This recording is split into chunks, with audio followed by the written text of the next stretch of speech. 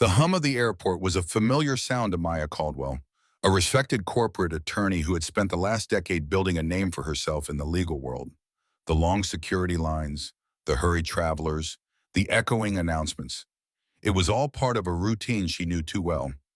But today, her mind was elsewhere, occupied with the high-profile case she was due to present in court the next morning. She had booked a first-class seat not as a luxury, but out of necessity. After a grueling week of back-to-back meetings and late nights preparing legal documents, she needed this time to rest, recharge, and focus before she landed. Dressed in a tailored navy blue pantsuit with minimal jewelry, she exuded confidence, the kind that came from years of handling high-stakes negotiations. She wasn't one for small talk or unnecessary distractions, preferring to slip into her seat and immerse herself in her work.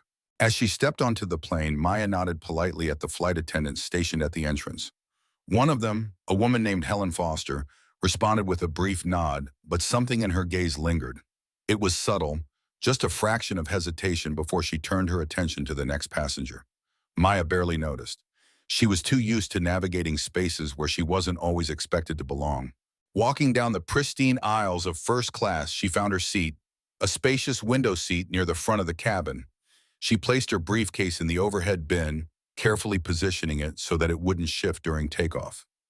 Then she retrieved her laptop and settled in, blocking out the soft murmur of passengers boarding around her. Everything about the moment should have felt ordinary, but soon the air around her began to shift.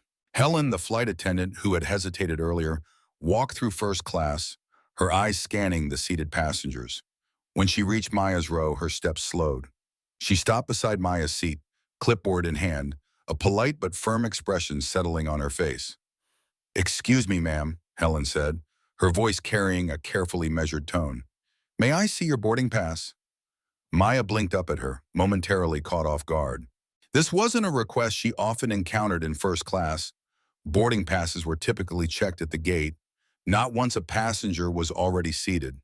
Still, she remained composed, a lifetime of professionalism guiding her every move.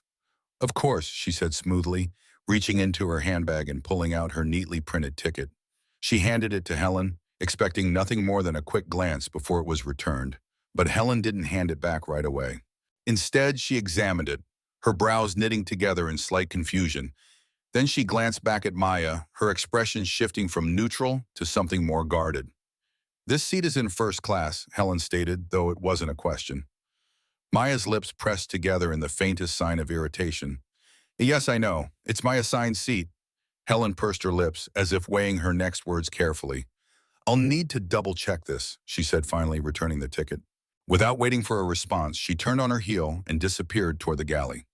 Maya exhaled slowly, clenching her jaw as frustration stirred beneath her composed exterior. She knew what this was. She had seen it before. The quiet assumptions, the microaggressions dressed up as routine checks. The silent question, "Are you sure you belong here?" A few passengers nearby exchanged glances, some pretending not to notice, others clearly curious. Across the aisle, a middle-aged man in a suit leaned toward his wife and whispered, "What was that about?" She shrugged but glanced back at Maya with a look of mild intrigue. Maya considered letting it go. She had spent years learning how to pick her battles, how to rise above situations like these without causing unnecessary conflict. But something about Helen's demeanor unsettled her. Minutes passed and Helen returned. This time her posture was stiffer, her tone even firmer. "Ma'am, I need you to step aside for a moment," she said, gesturing toward the aisle. Maya didn't move. "Is there a problem?" she asked, keeping her voice steady but unwavering. Helen's smile was tight. "It seems there may have been a mistake with your seat assignment. We need to verify your booking at the front of the plane." A hush settled over the cabin. Passengers were no longer just listening. They were watching. Maya sat still for a moment, assessing the situation. She knew that if she refused to move, she would escalate the situation. If she complied, she would be setting a precedent that this kind of treatment was acceptable. Her decision was made. "That won't be necessary," she said, her voice cool but unyielding. "I booked this seat. My boarding pass confirms that. There is no mistake." Helen's lips pressed into a thin line. "I'm sorry, but I'm going to have to ask you to move to the main cabin." The tension crackled in the air like static electricity. Maya slowly reached for her briefcase, her fingers brushing against the smooth leather as she pulled it onto her lap. But she didn't stand. Instead, she spoke clearly, ensuring every passenger in first class heard her words. "I'd like to speak with the captain," she said. A ripple of whispers spread through the rows. A woman in the next aisle shifted uncomfortably, while another passenger, a young man in a business suit, pulled out his phone, his screen illuminating as if he were preparing to record. Helen's cheeks flushed slightly, her confidence visibly faltering. "That won't be necessary," she said, but the conviction in her voice was gone. "Then there's no need for me to move," Maya responded smoothly. A long, tense silence hung between them. Then, without another word, Helen turned sharply and walked away, disappearing behind the curtain into the galley. Maya exhaled, her grip on her briefcase tightening. She could still feel the lingering stares, the weight of unspoken questions from the passengers around her. She didn't care. She had spent her entire career proving she belonged in spaces that others assumed she didn't. She wasn't about to start justifying it now. As the plane continued boarding, Maya turned back to her laptop, her expression unreadable. But one thing was certain. This flight was about to become much more than just another trip. What do you think? Should Maya have stood her ground or just moved seats to avoid conflict? Drop a comment below.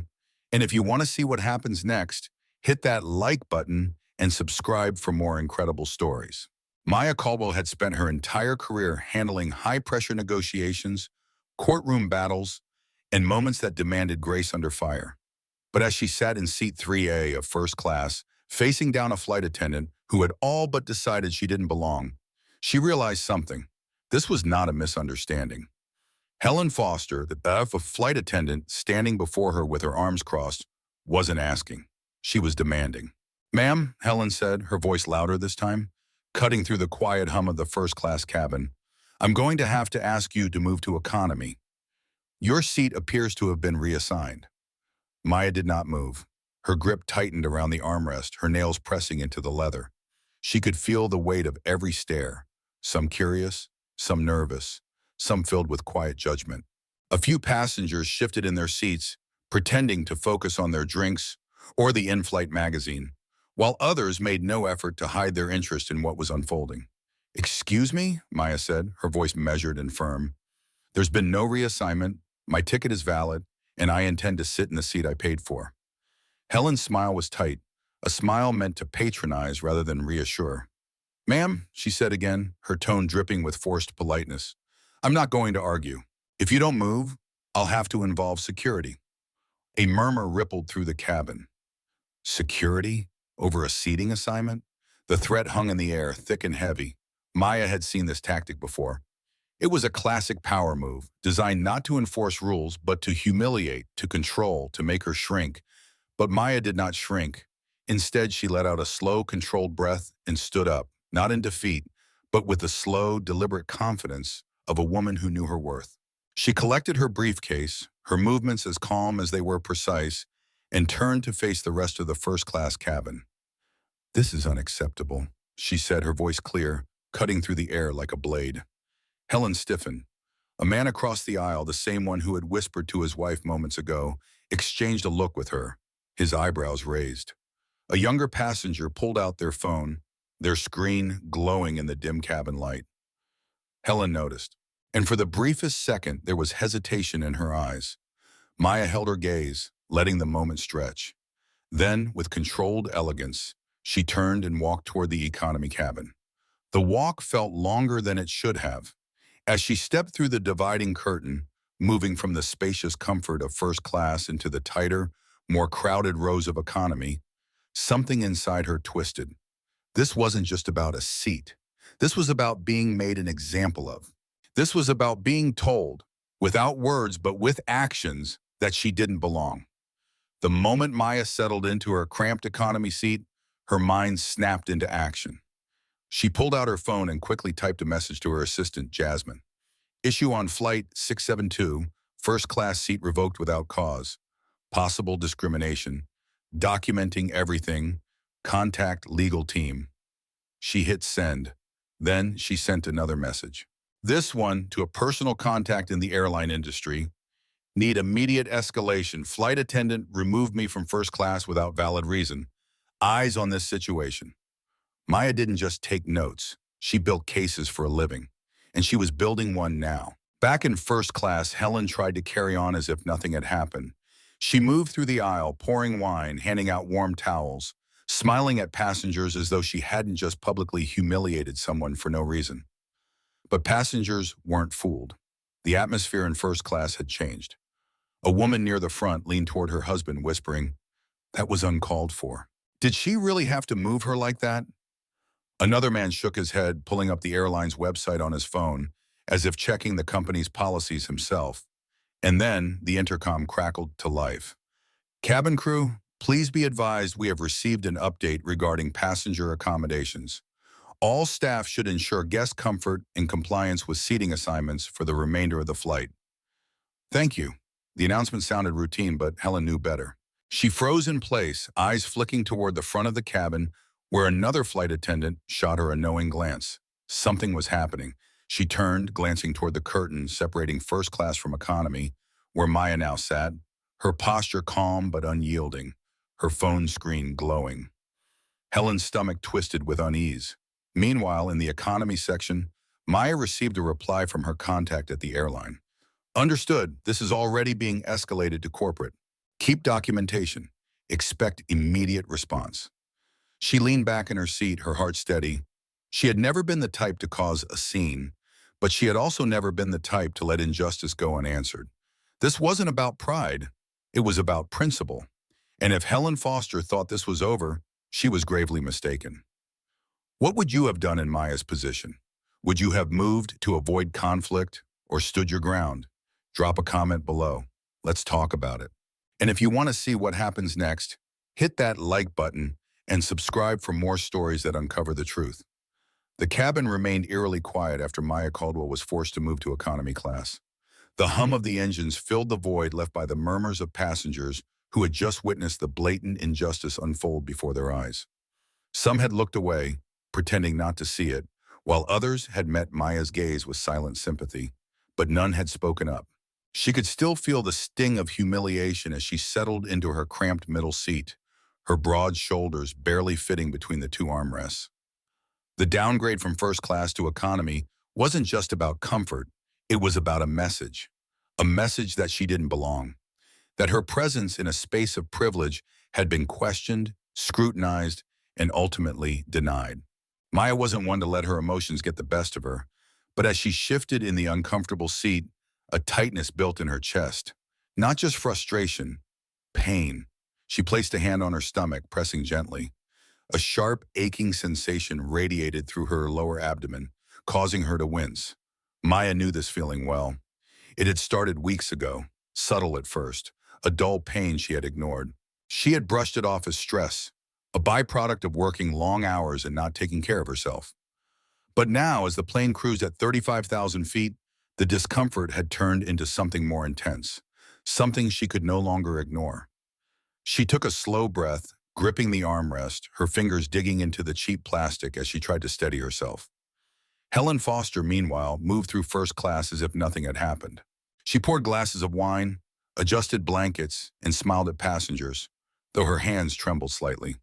She could still feel the weight of what she had done, but she buried it deep, refusing to acknowledge the gnawing feeling of doubt creeping into her chest. Then the intercom crackled to life. "Cabin crew, please be advised we have received an update regarding passenger accommodations. All staff should ensure guest comfort and compliance with seating assignments for the remainder of the flight. Thank you." The calm tone of the captain's voice did little to ease the tension that immediately settled over the first-class cabin. Helen's breath hitched. Passengers exchanged glances, some raising their eyebrows, others shifting in their seats, sensing that something was not quite right. Dennis, an older flight attendant who had been watching Helen closely all evening, stepped up beside her, crossing his arms. "What exactly happened back there, Helen?" he asked, his tone casual, but his eyes sharp. Helen forced a smile, but the corners of her mouth twitched unnaturally. "Nothing, just a seating mistake." Dennis didn't look convinced. "You sure about that? Because that announcement sounded like we just got a call from corporate. And something tells me that seating mistake is about to become a real problem for you." Helen's stomach twisted painfully. She turned away without answering, heading to the galley, her mind racing. Back in economy, Maya's pain worsened. She tried to ignore it, but every few minutes, a sharp pang coursed through her abdomen, making her clench her jaw to keep from crying out. Her breathing grew shallow, her vision blurring slightly as the fluorescent cabin lights seemed too bright, too sharp. She knew she should call for a flight attendant, but the irony of asking for help after being so publicly dismissed made her hesitate. Then Sophie, the younger flight attendant, who had been watching the events unfold earlier, appeared beside her seat. "Ma'am, I just wanted to check if you're okay," Sophie said hesitantly, her brows furrowed in concern. "I saw what happened earlier, and I just—" She stopped mid-sentence as she noticed Maya's pained expression. Maya, always the professional, forced a small, reassuring smile. "I'm fine, just a little discomfort." But Sophie wasn't convinced. "Ma'am, you don't look fine," she said, lowering her voice. "Is it pain?" Maya hesitated. She didn't want to make a scene. She didn't want to ask for help from the very airline that had humiliated her. But the pain wasn't subsiding. Sophie knelt beside her, keeping her voice low and urgent. "Miss Caldwell, I saw your boarding pass earlier. I know who you are. If something is wrong, please let me help you." Maya exhaled shakily, finally allowing herself to admit the truth. "Yes," she whispered. "It's pain. I think something might be wrong." Sophie sprang into action. She pressed the intercom button near the galley, her voice tight with urgency. "Medical assistance needed in economy, row 14. The announcement sent a ripple through the cabin. Passengers turned in their seats, craning their necks to see who needed help. Helen, still in the galley, stiffened. Dennis, still watching her, let out a slow breath. "Well," he said, his voice carrying a note of inevitability, "it looks like that seating mistake just turned into a whole lot more." Minutes later, the captain himself appeared at the curtain separating first class from economy, his expression tense. Maya was struggling to keep her breathing steady, but the pain was undeniable now, pressing, twisting, relentless. A doctor on board had already stepped forward, assessing her condition while Sophie held Maya's hand, whispering words of reassurance. Helen's pulse raced as the captain's eyes landed on her. "Ms. Foster," the captain said, his tone sharp, "I need a word with you. Now." Helen's mouth went dry. Passengers were watching, recording, whispering. The moment she had been so sure she was in control of had completely unraveled. Maya, still clutching her stomach, looked up at Helen with calm but knowing eyes. Even through the pain, she could see it. Helen had lost, and this was far from over. Would you have stayed silent in Maya's position, or would you have fought back even harder? Drop a comment below. Let's talk about it. And if you're ready to see what happens next, hit that like button and subscribe for the next chapter in this shocking story. As the plane touched down on the runway, a heavy silence hung over the cabin. The usual chatter that filled the air when a flight landed was missing. Passengers exchanged curious glances, their eyes darting toward economy class, where Maya Caldwell sat, her face pale but her expression unreadable.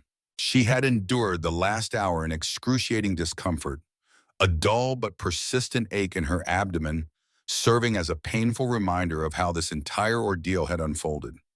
The humiliation of being removed from first class, the blatant mistreatment, the quiet whispers of those too afraid to speak up, they all swirled in her mind. But despite the physical and emotional exhaustion, Maya remained poised, because she knew. She knew that the moment she stepped off this plane, the real battle would begin. The seatbelt chime echoed through the cabin, signaling that passengers could now gather their belongings. People around her stood hesitantly, sneaking glances at Maya as if waiting for her next move. She took her time. With careful, deliberate motions, she retrieved her briefcase, straightened her jacket, and exhaled slowly, bracing herself for what was to come. Meanwhile, at the front of the plane, Helen Foster's heart pounded against her ribs. She had seen it the moment she peeked through the curtain into the terminal. The unmistakable sight of uniformed airline officials waiting at the gate. They weren't there for just any reason. They were there for her. Dennis, the senior flight attendant, stood beside her, his arms crossed, his expression grim. "Told you this was bigger than you, Helen?" he murmured, shaking his head. Helen's throat tightened. She had convinced herself that this would blow over, that once the plane landed, it would be forgotten. She had been so wrong. As the doors of the plane opened, the tension snapped like a rubber band pulled too tight. Passengers filed out slowly, many still throwing cautious glances back at Maya, their expressions a mix of admiration, guilt, and curiosity. Then it was her turn. Maya rose steadily, her body screaming with exhaustion, but she refused to show it. She refused to let them see her break. The moment she stepped into the jet bridge, a tall, broad-shouldered man in a Navy airline suit approached her, his badge gleaming under the artificial airport lights. "Ms. Caldwell?" he asked, his tone professional but urgent. "Yes," she replied, her voice calm and unwavering. "My name is Richard Hale, and I'm the head of passenger relations for the airline. First and foremost, I want to personally apologize for what occurred on this flight. We have been informed of the situation, and I assure you it is being addressed at the highest level." The words sounded rehearsed. Maya didn't react immediately, letting the silence stretch between them before she responded. "An apology is a start," she said evenly. "But I'm not interested in apologies. I'm interested in accountability." Hale's expression didn't waver, but Maya could see the way his fingers twitched slightly at his side, the first sign of nervousness. "We are launching a full internal investigation," he continued, "and I'd like to discuss how we can rectify this matter with you directly." Maya held his gaze. "I'll let my legal team handle that discussion," she said. Hale nodded, though she could tell her sharp professionalism unsettled him. This wasn't a typical passenger complaint. This was bigger. Meanwhile, Helen Foster was still on the plane, her feet frozen to the floor, her breathing erratic. The same airline officials had boarded the aircraft, approaching her with a firm but controlled presence. "Ms. Foster," one of them said, "we need to speak with you immediately." The weight of her actions crashed down on her like a tidal wave. Passengers still lingering near the jet bridge turned their heads, their eyes fixated on her. Dennis stepped back, watching the scene unfold with a mix of disappointment and inevitability. Helen could barely process what was happening. Is this really necessary?" she stammered, her face flushed with panic. The official didn't budge. "We need a statement regarding your handling of a first-class passenger," he said firmly. "Effective immediately, you are being placed on suspension pending investigation." Her legs almost gave out beneath her. Passengers were watching. Some were even recording. Outside the gate, Maya watched the scene unfold from a distance. She wasn't the type to seek revenge, but she knew justice when she saw it. Helen Foster had believed she could remove Maya from first class without consequence. Now she was learning that some actions come with a cost. The airline's internal investigation was swift. Within 24 hours, media outlets had caught wind of the story, and passengers who had recorded the incident began uploading their videos online. The airline rushed to contain the backlash, but it was too late. The damage was done. Maya had already received a formal meeting request from the airline's legal team, and within days, the case had been escalated to corporate leadership. Helen Foster? Fired. The airline issued a statement acknowledging her actions as inappropriate and discriminatory. But Maya wasn't done. She wasn't interested in one woman losing her job. She wanted real change. And now she had the power to demand it. For every person who had ever been told they didn't belong. For every passenger who had been silenced by authority. For every moment when someone was forced to accept humiliation in silence. This was proof. Proof that standing your ground matters. The moment Maya Caldwell stepped off that plane, the world outside was already waiting. The airline officials had tried to contain the situation, but they were too late. What had started as a humiliating moment in first class had now become a national conversation. Social media was on fire. Videos captured by passengers on Flight 672 had already gone viral, shared across Twitter, Instagram, and news sites, gathering millions of views in just hours. People were outraged, not just by what had happened, but by how blatantly unjust it had been. Hashtag justice for Maya was trending, and this is disgusting. First-class ticket denied just because of assumptions? Airline staff should be trained to respect all passengers. Maya handled this with so much grace. Imagine how many times this happens to others who don't have her strength. Not just a bad employee, a systemic problem. If we don't hold them accountable, it will happen again. Do better, airlines. Maya sat in the back seat of a black SUV, staring at her phone as notifications flooded her screen. She had always believed in justice, but she hadn't expected the world to rally behind her so fast. Her legal team had already scheduled an emergency meeting with the airline's corporate executives, and the pressure was mounting by the minute. They knew they had messed up. Now they were scrambling to save face. Meanwhile, at the airline's headquarters, a crisis meeting was underway. Richard Hale, the CEO, sat at the head of the massive glass conference table, his expression tense. Across from him, members of the PRA team, the legal division, and the board of directors were frantically reviewing the damage. "How bad is it?" Hale asked, though he already knew the answer. His chief communications officer, a woman with a sharp blazer and an even sharper tone, slid her tablet across the table. "Bad," she said bluntly. "We're looking at a full-scale PR disaster. The videos are everywhere, and worse, our own passengers are calling us out. Witnesses are confirming that Maya Caldwell did nothing wrong. We're being accused of discrimination, abuse of power, and—" She hesitated. Hale narrowed his eyes. "And what?" She sighed. "There's already a petition calling for policy changes. It has over 100,000 signatures in just 4 hours." The room fell silent. The executives exchanged uneasy glances. They had seen public backlash before, but this was different. This wasn't just about one flight attendant making a mistake. This was about an airline's entire culture being put under a microscope. Back in her office, Maya leaned over her desk, scanning a document her legal team had drafted, a formal complaint against the airline, demanding a public apology, policy changes for better training and accountability, a third-party oversight committee for passenger complaints. Jasmine, her assistant, hovered nearby, watching Maya carefully. "You really think they'll go for it?" Jasmine asked. Maya let out a slow breath, her expression unreadable. "They don't have a choice," she said. "Right now they're desperate to protect their image. If they think throwing me an apology will fix this, they're wrong. This is bigger than me now." Jasmine nodded, admiration in her eyes. "I hope they're ready for you." At that moment, Maya's phone buzzed. An unknown number, she answered. "Ms. Caldwell, this is Richard Hale, CEO of the airline. I believe we need to talk." His voice was controlled, but Maya could hear the undercurrent of stress. "I believe we do," she replied smoothly. Hale paused as if choosing his words carefully. "First, let me say that what happened on Flight 672 was unacceptable," he began. "We take matters of customer treatment and discrimination very seriously, and we deeply regret that you experienced anything less than the highest standard of service." Maya leaned back in her chair, unimpressed. "Is that your way of saying you're ready to make real changes, Mr. Hale? Or is this just damage control?" Another pause.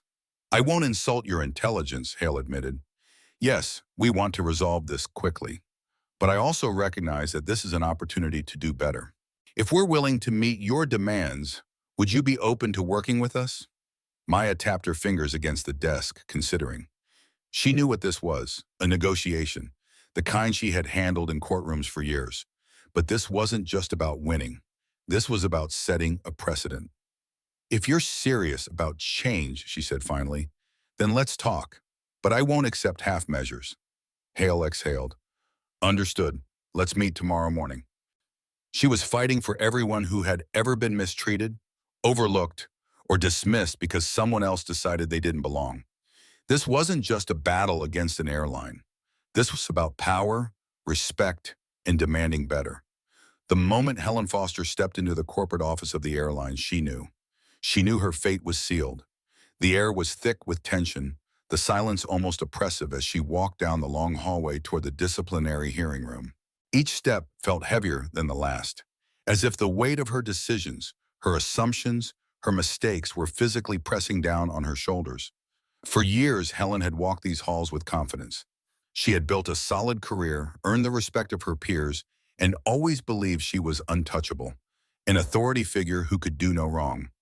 But now she was just another disgraced employee, forced to face the consequences of her own prejudice. Inside the conference room, a panel of executives and HR officials sat in silence, their expressions unreadable. Richard Hale, the airline's CEO, was at the head of the table.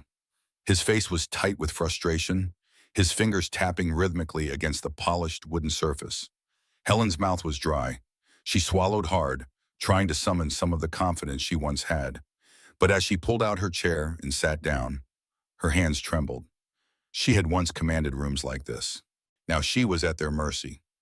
"Ms. Foster," Hale began, his voice even but sharp, "I assume you know why you're here."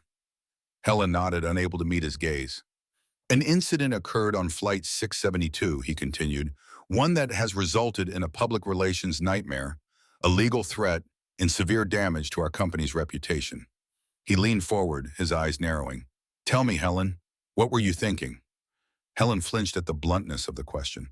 She had practiced her response, rehearsed excuses, but now, under the weight of their collective stare, all of those justifications felt hollow. I I thought I was following protocol," she began, her voice wavering. "I thought there was a mistake with the passenger seat." One of the HR officials, a woman with glasses and a sharp gaze, leaned forward. "A mistake?" she repeated. "Ms. Caldwell had a first-class ticket. There was no mistake." Helen felt the blood rush to her face. I I made an assumption," she admitted, her voice barely above a whisper. "And I was wrong." Hale let out a slow breath, shaking his head. Wrong doesn't begin to cover it. The room was silent for a moment, the weight of Helen's admission hanging thick in the air. Then the legal representative sitting to Hale's left cleared his throat. "We have reviewed the footage, the passenger complaints, and the crew statements. Caldwell has filed a formal complaint against the airline, and we are facing mounting public backlash," he said. "Your actions weren't just an oversight, Helen. They were an abuse of power." Helen felt her stomach drop. Abuse of power. She had never thought of herself that way. She had always believed she was just doing her job, that she was protecting the integrity of first class, ensuring everything was in order. But now, as she sat there, watching their stony expressions, the truth sank in like a dagger to the chest. She hadn't been protecting first class. She had been policing who she thought deserved to be there. "Ms. Foster," Hale said, folding his hands in front of him, "we cannot overlook this. Effective immediately, you are terminated from your position." Helen's breath caught in her throat. Fired. It was the word she had feared the most, the reality she had tried so desperately to avoid. For a moment, her entire world shifted. Her years of dedication to this airline, the flights she had worked, the sacrifices she had made, it was all gone in a single moment. She opened her mouth to protest, to beg for another chance. But then she saw their faces. They had already made up their minds. This wasn't a discussion. It was a sentence. She barely remembered leaving the conference room. The hallways blurred around her, the whispers of employees slicing through her skin like razors. "That's her. Can you believe it? She really thought she'd get away with it?" By the time she reached the parking lot, her legs felt weak. She slid into the driver's seat of her car and just sat there, her hands gripping the steering wheel so tightly her knuckles turned white. Tears welled up in her eyes, but she refused to let them fall. She had brought this on herself, and now she had to live with it. Later that night, Helen sat in her small, dark apartment, scrolling through her phone. Her name was everywhere. Articles dissecting her actions. Social media posts condemning her. Passengers from past flights sharing their own experiences with her. She had thought this would be a private disciplinary matter. She had never expected to become a headline. Her hands shook as she read the comments.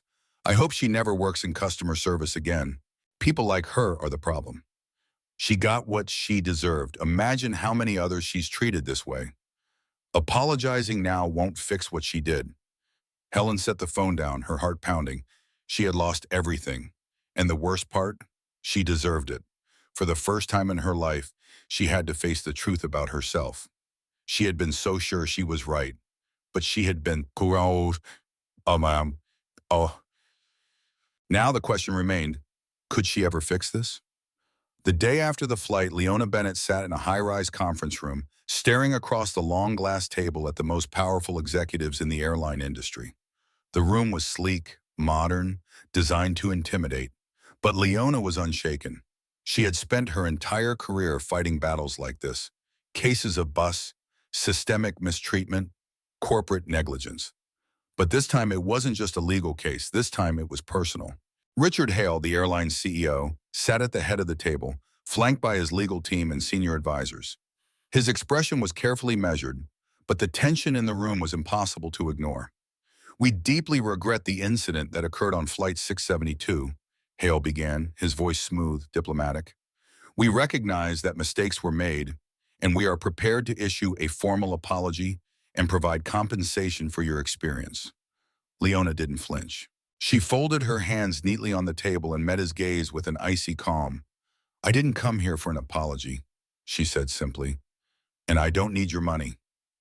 The room fell silent. Hale blinked, clearly caught off guard. His legal team shifted uncomfortably, flipping through the documents in front of them. "Then," he said carefully, "what do you want?" Leona exhaled slowly, her grip tightening on the folder in front of her. She had thought long and hard about this moment, about what it meant. She could have walked away, could have accepted a check, a carefully worded apology, a promise that the airline would do better. But she knew better. She knew how corporations worked. Words were easy, actions were rare, and if she walked away now, nothing would change. So she wasn't just here for herself. She was here for every single person who had ever been judged, mistreated, dismissed, or humiliated just for existing in a space where others believed they didn't belong. "I want policy change," Leona said, her voice steady, unshakable. Hale frowned slightly. "What kind of changes are we talking about?" Leona slid the folder across the table. "I've outlined a list of mandatory reforms." Hale glanced at his legal team before flipping open the document. His eyes moved down the list, his brows knitting together as he read. "Mandatory bias training for all flight attendants, gate agents, and customer service representatives. Stronger accountability measures for crew members who demonstrate discriminatory behavior. An independent passenger oversight committee to handle complaints and ensure incidents like hers aren't ignored or covered up. Diversity and inclusion initiatives in hiring and promotion policies to ensure underrepresented voices are included in leadership decisions." The executives exchanged glances. "This is extensive," Hale said carefully. "Yes," Leona agreed. "Adam, did you say?" "Because this isn't just about me, it's about fixing a broken system." One of the board members, a gray-haired man with a deep frown, leaned forward. "We understand your concerns, Ms. Bennett," he said, "but these kinds of changes take time. We can't implement something this extensive overnight." Leona's eyes flashed. "Oh, but you had no problem escalating my situation within minutes, calling security on me for no reason," she said smoothly. "So clearly you're capable of acting fast when you want to." The man's face reddened slightly, but he had no response. Hale cleared his throat. "I won't lie to you, Ms. Bennett," he admitted. "Implementing reforms at this level will be a challenge. It will require internal restructuring, additional training, and resources." Leona leaned forward slightly, pinning him with a stare that left no room for argument. "Yes," she said, "and it's long overdue." The room was tense, the air so thick it was almost suffocating. Finally, after what felt like an eternity, Hale let out a long breath. "All right," he said, sitting back in his chair. "We're willing to work with you on this." Leona's stomach tightened. She had expected resistance, expected a long back-and-forth battle. But this was a victory. The executives quickly drafted a statement of commitment, agreeing to roll out the first phase of reforms within 3 months. The airline's PR team was already working on a public announcement, acknowledging the incident and outlining their plan for change. Hale turned to Leona. "We'd like you to be part of the advisory committee to help oversee the implementation of these policies." Leona considered for a moment. It would be easier to take the victory and walk away. But then she thought about all the people who didn't have the platform she had. If she walked away now, would the airline really follow through? She exhaled and extended her hand. "I'll do it," she said.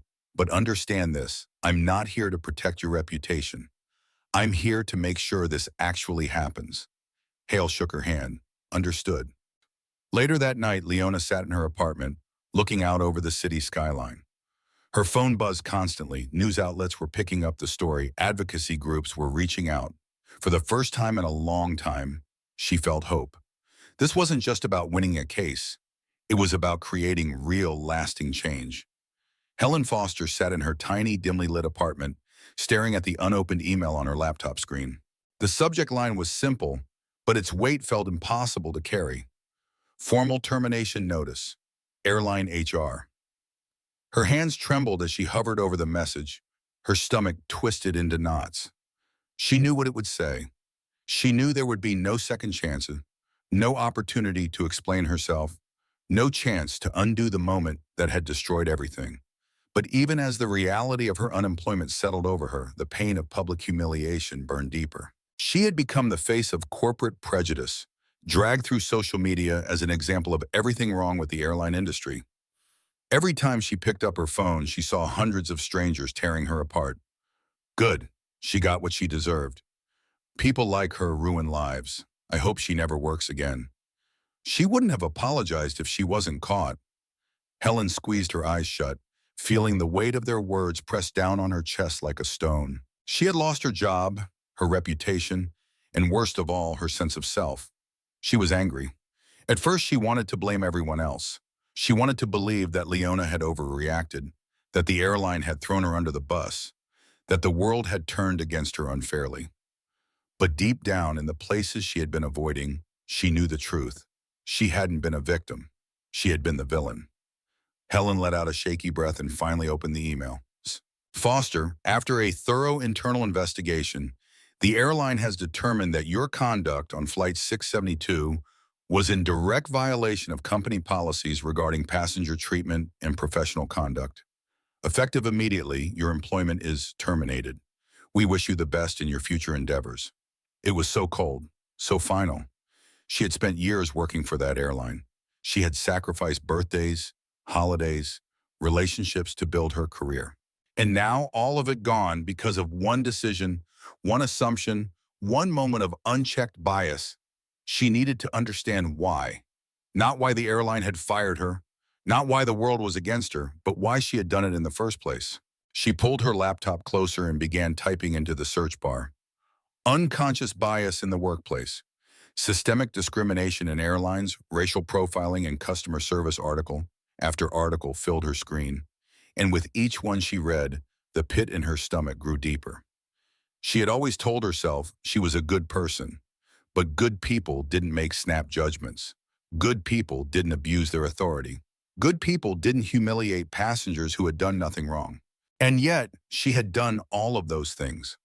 By the time the sun had started to rise, Helen had read more than she ever had in her life about discrimination, bias, and the impact of unchecked authority. She wasn't just reading about what she had done to Leona. She was reading about countless other stories, other passengers who had been judged, mistreated, forced to prove they belonged in spaces where they shouldn't have had to. It wasn't just her. It was a pattern, one she had been blind to until now. For the first time since the flight, Helen picked up her phone, not to defend herself, but to reach out. She hesitated, staring at the screen. Leona Bennett's name glared back at her from the email draft. Her fingers hovered over the keyboard. What could she possibly say? Would Leona even read it? Would she laugh, delete it, send it to the media as another example of a desperate woman trying to save herself? Helen swallowed hard and started typing. Dear Ms. Bennett, I don't expect you to forgive me. I don't even expect you to respond. But I need to say this. I failed you. I didn't see you as a person. I saw my own assumptions, my own beliefs about who belonged in first class, and I acted without thinking. That is something I can never take back. I understand now that my mistake wasn't just about one flight. It was about the way people like me, in positions of authority, have hurt people like you over and over again. I have lost my job. My career is over. But losing my reputation is not nearly as painful as realizing that I deserved every consequence that came my way. I have been doing a lot of reading, a lot of listening. I am learning how deeply ingrained these biases are, and I am ashamed to realize how blind I was to them. I know this message won't undo the harm I caused, but I wanted you to know that I see it now, and I will carry that knowledge with me for the rest of my life. I hope you continue your fight for change. You have already changed me. Helen's finger hovered over the send button. For a split second, she almost deleted the entire thing. But then she thought about what she had read. She thought about the woman she had humiliated. She thought about who she wanted to be moving forward. And she pressed send. Across town, Leona Bennett was sipping coffee in her office when the email arrived. She saw the sender's name, and froze. She wasn't sure she even wanted to open it, but she did. As she read, her expression didn't change. When she finished, she sat back in her chair, her fingers tapping lightly against the mug in her hands. She wasn't sure if Helen's words were genuine or just another attempt to lessen the weight of her guilt. She wasn't sure if people like Helen could ever truly change. But she did know one thing. Acknowledgement was the first step. Leona's fingers hovered over her keyboard. She typed a short response. Helen, acknowledging your mistake is important, but what matters most is what you do next. She hit send, then leaned back, watching the sun rise over the city. Helen's journey wasn't over. Neither was hers. When Leona Bennett walked into the boardroom that day, she had no idea the impact her actions would have. Not just on herself, not just on the airline, but on the entire industry. She had only intended to fight for justice, for dignity, for accountability. But what started as a personal battle soon ignited a movement that no one could ignore. Within days of the airline's public statement acknowledging their failures, the story spread like wildfire. News outlets dissected the incident, industry experts weighed in, and thousands of travelers shared their own experiences of being profiled, mistreated, or unfairly judged while flying. Leona's name became synonymous with change. She wasn't just the woman who stood up for herself. She was the woman who forced an entire industry to take a hard look at itself. One by one, other airlines took notice. Some tried to downplay the issue, insisting their policies were already fair and inclusive. Others took immediate action, scrambling to revise their customer service protocols, bias training programs, and accountability measures before they found themselves in the same hot seat. And then, something incredible happened. A coalition of advocacy groups, legal experts, and activists banded together to demand that the airline industry as a whole adopt mandatory anti-bias training. Their message was clear. Leona's case was not an isolated incident. This was a pattern, and it had to end. At first, Leona had felt alone in her fight. Now she wasn't just a passenger who had been wronged. She had become a voice for thousands of others who had suffered in silence. And she wasn't stopping. She met with industry leaders, government officials, and legal teams, pushing for real, enforceable policies to prevent discrimination in the travel industry. New regulations were proposed. Independent review committees were formed. Passengers were given clearer channels to report mistreatment. This wasn't just talk. This was change. Meanwhile, somewhere across town, Helen Foster sat in a small office, her fingers nervously tapping against the edge of her desk. She was no longer a flight attendant, no longer someone who wore a uniform and walked through airports with authority. Now she was just Helen, a woman who had made a terrible mistake and was trying to figure out how to make things right. She had spent weeks reading, listening, learning. And when a friend had mentioned an opening at a nonprofit dedicated to diversity and inclusion, she had taken a leap of faith and applied. To her surprise, they had given her a chance, not as a leader, not as an expert, but as a student, someone willing to learn, to serve, to do the work that needed to be done without expecting praise or recognition. On her first day, Helen had walked into the small community center where the nonprofit held workshops on bias, privilege, and systemic injustice. She had felt out of place, surrounded by people who had spent years fighting for equality, while she had spent her career enforcing the very biases they were trying to dismantle. She had expected anger, resentment, rejection. Instead, she had been met with something far more difficult to face: understanding. You're here, that's a start. What matters isn't where you've been, but where you're willing to go. Learning isn't enough. Change is about action. The words had stayed with her, pushing her to keep showing up, keep listening, keep doing the work even when it was uncomfortable. One evening, as Helen was hitching to set up chairs for a seminar on racial equity in corporate spaces, her phone buzzed. She almost ignored it until she saw the name. Leona Bennett. Helen's breath caught in her throat. She hadn't expected a response to her email, and even if she got one, she had never imagined Leona would reach out again. Her hands trembled as she opened the message. Helen, I hear you've started working with the Diversity and Inclusion Initiative. I hope you keep going. Acknowledgement is one thing. Action is another. Keep doing the work. Helen stared at the words for a long time. It wasn't forgiveness. It wasn't absolution. But it was a challenge, a reminder that the fight for change was bigger than one moment, one mistake, one apology. Leona, meanwhile, was in another city, preparing to speak at a major conference on corporate accountability. She had never intended to become an activist. She had never sought the spotlight. But life had put her in this position, and she wasn't going to waste it. As she stepped onto the stage, she looked out at the crowd of executives, employees, and industry leaders and took a deep breath. "This isn't about one airline, one policy, or one company," she said. "This is about a culture of bias that has been ignored for far too long."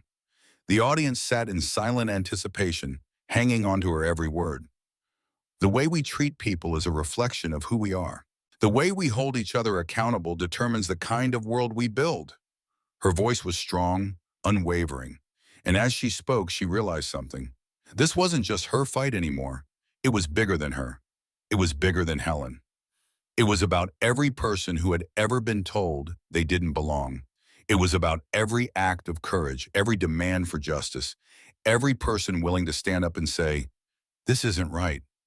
Months had passed since that fateful flight, but the impact of Leona Bennett's courage continued to ripple through the airline industry and beyond. What had begun as one woman standing up for herself had grown into something far greater. It had become a movement.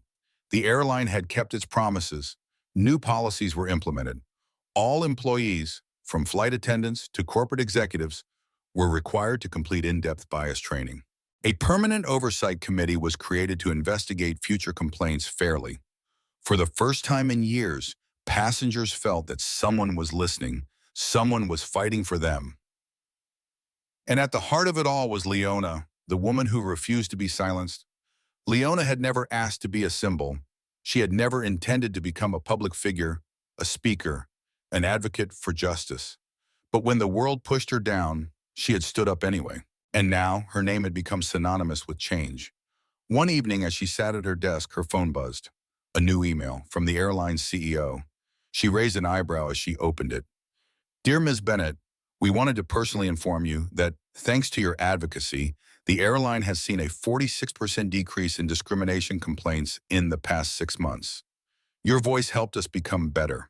We hope you will consider continuing to work with us as we strive to improve even further." Leona exhaled slowly, a small smile touching her lips. She had won battles before. But this was more than a win. This was proof that one person's voice could shake an entire industry. Across town, in a much smaller, humbler office, Helen Foster sat at her desk, rereading an email of her own. It wasn't a job offer. It wasn't an invitation to return to the airline, but it was something far more meaningful. "Helen, I hear you've been doing the work. I hope you keep going." Leona Helen let out a slow breath, feeling the weight of those words. She had lost everything, but she had gained something she never expected, a chance to rebuild herself into someone better. She had started volunteering at a nonprofit dedicated to fighting workplace discrimination. At first, she had simply listened, absorbing stories from people whose struggles she had never understood before. Then she began helping with outreach, attending workshops, doing the hard work of unlearning and relearning. And now she was leading her own workshops, teaching others what she had learned through humility, mistakes, and growth. She was proof that change was possible. Months later, Leona found herself at a major industry conference, standing before a packed audience of executives, employees, and industry leaders. She had spoken at many events before, but today felt different. Because today, she wasn't just talking about problems, she was showing them solutions. She looked across the room, seeing familiar faces, people who had once doubted her, people who had dismissed her, people who now hung onto her every word, and Helen, seated near the back, quietly taking notes, absorbing every lesson she could. Leona took a deep breath and began to speak. "This story started with a mistake," she said. "But what matters isn't the mistake, it's what we choose to do next." To those who have been mistreated, overlooked, or silenced, never let anyone tell you that your voice doesn't matter, because it does. To those in power, a policy is only as strong as your willingness to enforce it. Don't just promise change, be the change. And to those who have made mistakes, who want to do better, who are afraid to face their past, remember this: growth is possible, but it requires action. As she spoke, She saw tears in the audience, saw heads nodding in agreement, saw people truly listening. This wasn't just about airlines anymore. This was about every company, every workplace, every system that had let bias go unchecked for far too long. It was about holding the world accountable, one policy, one conversation, one step at a time. As the event ended, Helen approached her hesitantly, clutching a folder filled with research she had been working on. "I don't expect anything from you," Helen said, her voice softer, humbler than before. "I just wanted you to know. I'm still trying." Leona studied her for a moment, then extended a hand. "Good," she said. "At the end of the day, this story isn't just about one flight. It's not just about Leona or Helen or one airline's mistake. It's about all of us. It's about the moments when we have to stand up for what's right. It's about recognizing our own biases and challenging them. It's about choosing to fight for change, even when it's difficult. What do you think? Do you believe people can always change? Should Helen be given a second chance? Let's talk in the comments. Hit like if you support Leona's fight for justice. Subscribe to stay updated because this fight isn't over yet. More stories like this are coming your way.